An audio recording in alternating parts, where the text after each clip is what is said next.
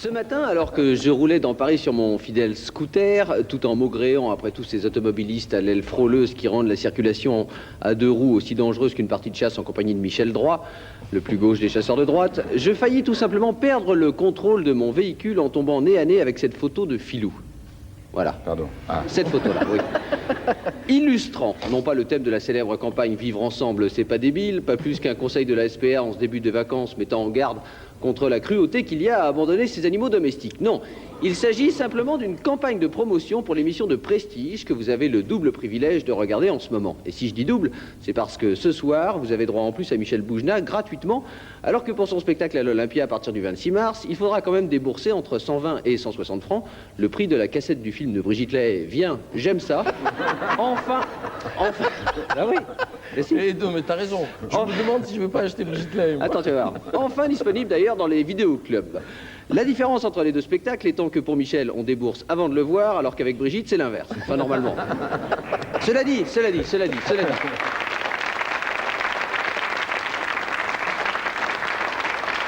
alors.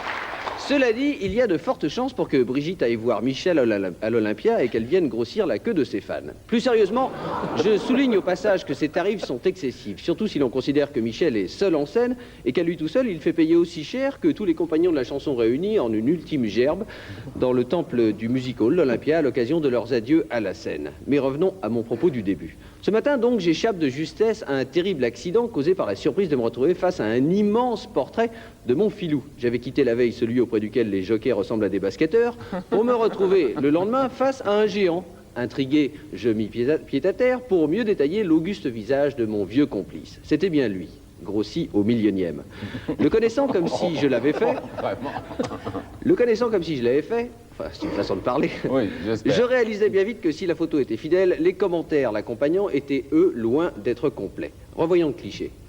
Bon, pour le regard rassurant, ça va. Le nez de chef et l'oreille attentive, ok. Quoique je me sente obligé de souligner le singulier de cette oreille attentive, puisque, disons-le, seule la droite fonctionne, et encore avec son automne incorporé. Par contre, je ne m'explique pas qu'on ait passé sous silence les deux signes particuliers et consubstantiels de sa personnalité. Le casque intégral, coupé d'une bonne vingtaine de centimètres sur la photo, vous le voyez, et les talonnettes, bien entendu, qui, dans la réalité, se trouvent au niveau du logo Canal+, que vous apercevez sur le bas de l'affiche. Dépêchez-vous un peu. Ouais. Bref, alors que je m'imaginais que rien de ce qui touche au portrait ne pouvait encore m'étonner, je dois bien reconnaître que celui-ci faillit m'être fatal. Mais je n'étais pas au bout de mes peines. À peine avais-je renfourché ma monture que je fus éjecté de mon scooter, percutant de plein fouet une colonne Maurice sur laquelle s'épanouissait la mine stupéfaite de Michel. La photo que voici maintenant.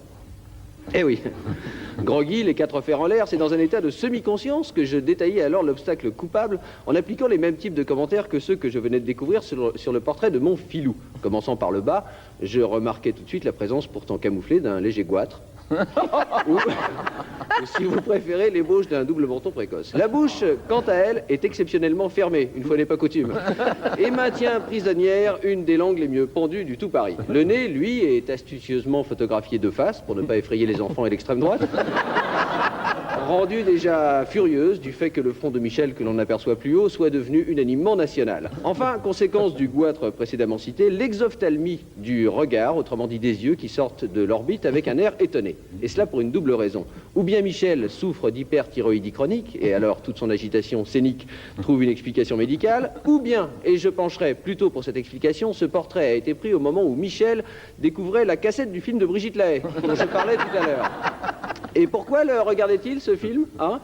Partout, pas du tout pour ce que vous croyez, Philippe. Non. Michel, sachant que Brigitte s'apprêtait, comme je le disais, à venir grossir la queue de ce fidèle, il lui sembla bien naturel de lui rendre la pareille, faisant la preuve d'un esprit de corps qui n'a que trop peu cours dans le monde du spectacle. Et en effet, je le demande, que serait ce métier sans des petits coups de main réciproques? Oui, saluons là une qualité supplémentaire de Michel, pendant que moi, je le dis comme je le pense, puisque je touche au bout de mon texte. C'est pas mal pour un lundi. Vous allez donner un petit coup de main à Brigitte.